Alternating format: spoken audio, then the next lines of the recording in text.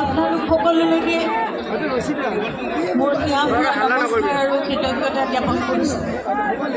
অসমৰ বিভিন্ন স্থানৰ পৰা আহি আপোনালোক আজি একত্ৰিত হৈছে।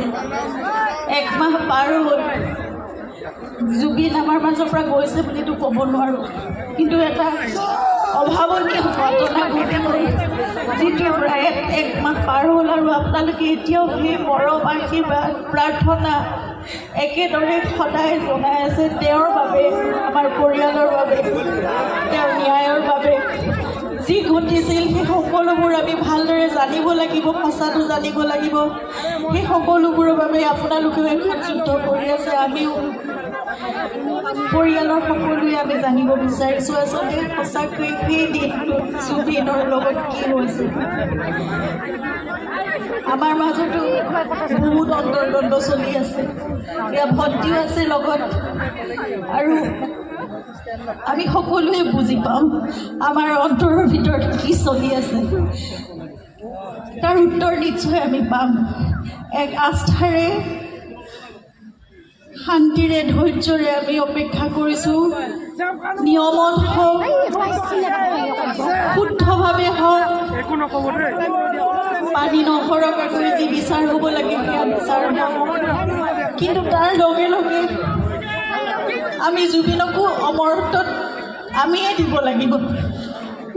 আমি সদায় আমাৰ মাজত জুবিনক কঢ়িয়াই লৈ ফুৰিব লাগিব, আৰু জুবিন আমাৰ মাজত সদায় তেওঁ যেনেদৰে আছিল তেনেদৰে সদায় থাকিব লাগিব। তেওঁৰ আদৰ্শ, তেওঁ যেনেদৰে গোটেই অসমখনক, গোটেই উত্তৰ পূৰ্বাঞ্চলক ভাল পাইছিল, সমগ্ৰ মানৱ জাতিক ভাল পাইছিল, প্ৰকৃতিক ভাল পাইছিল, জীৱ জন্তু পশু পক্ষী সকলোকে, গছ গছনি যেনেদৰে ভাল পাইছিল সকলোকে আমি তেনেদৰে মৰম আমাৰ মাজৰ পৰা দি যাব লাগিব।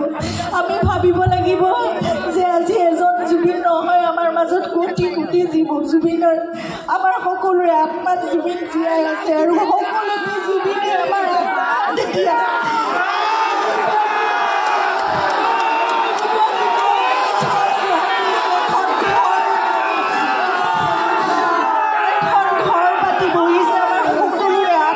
জুবিন জীয়াই থাকিব এতিয়া।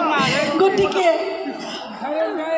গোটেই বিশ্বজুৰি জুবিনক ভাল পোৱা সকলোৰে মাজত, কোটি কোটি লোকৰ মাজত জুবিন জীয়াই থাকিব এতিয়া।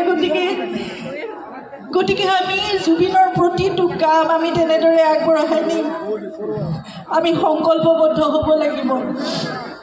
আৰু মই ভাবিছোঁ যে জুবিনৰ জন্মদিন আহি আছে, অহা নৱেম্বৰ মাহৰ 18 তাৰিখে 53 বছৰ সম্পূৰ্ণ কৰিলেহেঁতেন তেওঁ, কিন্তু এতিয়াও চলি যাব তেনেদৰে, সদায় থাকিব। আমি দৃঢ় প্ৰতিজ্ঞ, মই দৃঢ় প্ৰতিজ্ঞ, আমাৰ পৰিয়ালটো, আপোনালোক সকলো, আমি একেলগে জুবিনক সদায় আমাৰ মাজত জীয়াই ৰাখিম।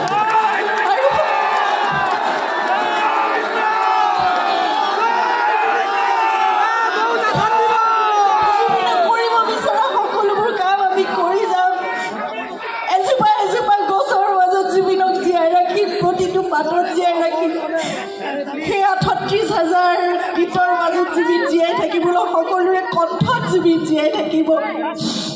জুবিনৰ সকলোবোৰ গীত, তেওঁ লিখা, তেওঁ কম্প'জ কৰা সকলোবোৰ গীত আমাৰ বহুত পলম হ'ল, কিন্তু এতিয়াৰ পৰা আমি চেষ্টা কৰিম যে সেই সকলোবোৰ যাতে আমি শৃংখলাবদ্ধভাৱে আমি ৰাখি যাব পাৰোঁ আমাৰ ভৱিষ্যত প্ৰজন্মৰ বাবে।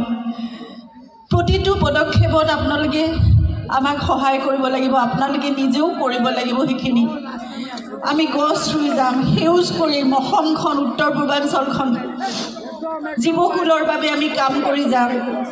নতুন প্ৰজন্মক লৈ জুবিনৰ ইমান সপোন আছিল, আৰু সদায় জুবিনে আৱেগত কান্দি উঠিছিল যেতিয়া নতুন প্ৰজন্মই কিবা এটা ভাল কাম কৰা দেখিছিল, যেতিয়া তেওঁৰ ওচৰলৈ আহি কিবা এটা কৈছিল যে এইটো কাম মই কৰিছোঁ দাদা, এইটো চাই দিয়ক।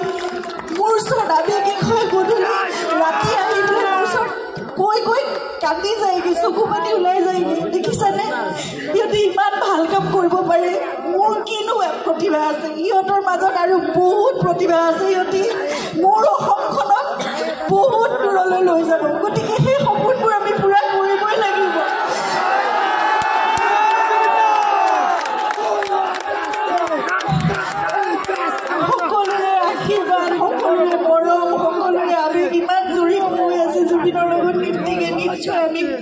কৰিব পাৰিম নতুন প্ৰজন্মৰ জুবিনৰ সপোনবোৰক কঢ়িয়াই দিব মোৰ বিশ্বাস আছে মোক মাত্ৰ আপোনালোকৰ পৰিয়ালৰ এগৰাকী বুলি ভাবিব আপোনালোকৰ জীয়ৰী আপোনালোকৰ বোৱাৰী আপোনালোকৰ ভগ্নী যি বুলি ভাবে বন্ধু বান্ধৱী যি বুলি ভাবে মোক মাত্ৰ আপোনালোকৰ পৰামৰ্শ লাগিব উপদেশ লাগিব আগবাঢ়ি যাবলৈ মোক সেইখিনি সহায় সহযোগিতা সদায় লাগিব মোক আশীৰ্বাদ কৰিব আমি একেলগে জুবিনৰ সকলো সপোন আমি আগবঢ়াই লৈ যাম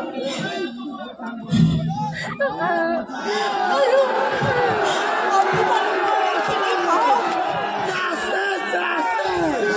হাজাৰ হাজাৰ লোকৰ মোৰ প্ৰতি আশীৰ্বাদ মৰম আছে কাৰণে আজি এটা মাহ মই আপোনালোকৰ মৰমৰ মাজতে জীয়াই আছোঁ মই থিয় হৈছোঁ আহি ইয়াত উপস্থিত হ'ব পাৰিছোঁ নহ'লেতো আমাৰ ঘৰখন ঠান মান হৈ যোৱাৰ দৰে হৈছে কিন্তু তথাপিতো আমি একেলগে আজি আপোনালোকৰ আগত থিয় হৈছোঁ কাৰণ আপোনালোকে আমাৰ শক্তি আপোনালোকে আমাৰ